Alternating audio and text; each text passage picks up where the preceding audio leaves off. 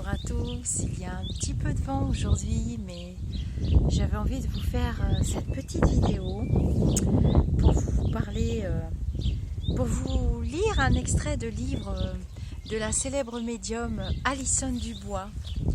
Donc voici l'un de ses livres. J'achète les livres d'occasion et je voulais vous lire un petit extrait qui m'a frappé avant-hier soir et qui m'a beaucoup plu. Bon, il y a du vent, j'espère que vous allez bien entendre quand même, parce que je voulais vous montrer le cerisier, c'est pour ça.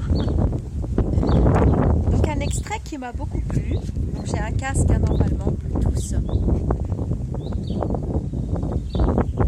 Alors, voilà, page 67 de ce livre.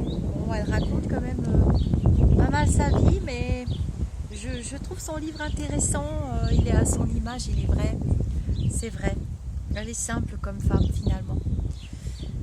Alors, de nombreux hommes défunts m'ont confié leur regret de ne pas avoir pris le temps de profiter de la vie. Ils ont trop travaillé et ne se sont pas assez amusés.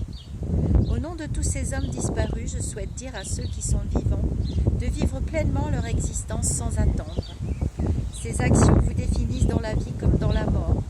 En investissant sur vous-même, vous montrez aux autres votre valeur et vous nourrissez votre âme, la rendant plus intelligente. Ainsi, lorsque votre chemin croisera celui d'autres personnes de valeur, vous n'aurez pas à dresser mentalement la liste de tout ce que vous devez faire et tout ce que cette personne doit savoir faire pour vous satisfaire. Si vous êtes déjà en paix avec vous-même, vous ne vous égarerez pas dans ces amitiés bancales ou dans ces aventures sans lendemain qui ne servent qu'à remplir le vide autour de vous. Garder ces préceptes à l'esprit vous aidera à avancer plus facilement sur le chemin de la vie. La confiance en soi, un bon caractère et une dose d'humour sont les ingrédients de base qui feront de vous une personne de choix. Je précise que l'arrogance signifie que vous considérez les autres comme inférieurs, alors que la confiance en soi implique certes de croire en soi-même, mais avec un vrai désir d'aller vers les autres et d'apprendre à leur contact. La confusion est fréquente entre ces deux notions. Essayez maintenant de réfléchir à tout ce que je viens d'évoquer et voyez comment cela pourrait être concrètement appliqué dans votre vie afin que vous ne passiez pas à côté de l'essentiel. Encore une fois, de nourrir son âme.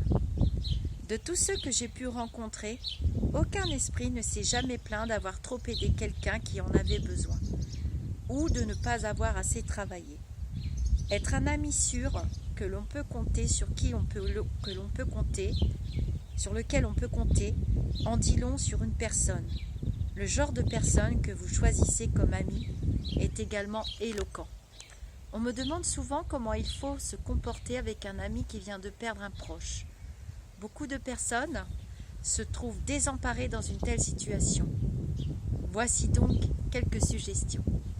Et donc dans la suite, elle explique que quand elle a perdu son père, les vrais amis qu'elle a eus et ce qu'elle retient de cette expérience au niveau des amis, ceux qui savent pas, ceux qui appellent au début, qui sont là puis qui sont plus là après.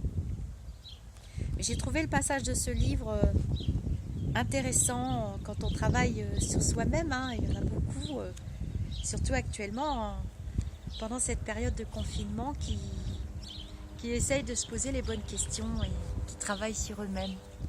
Voilà mes amis, je vous dis namasté. À tout de suite pour une autre vidéo.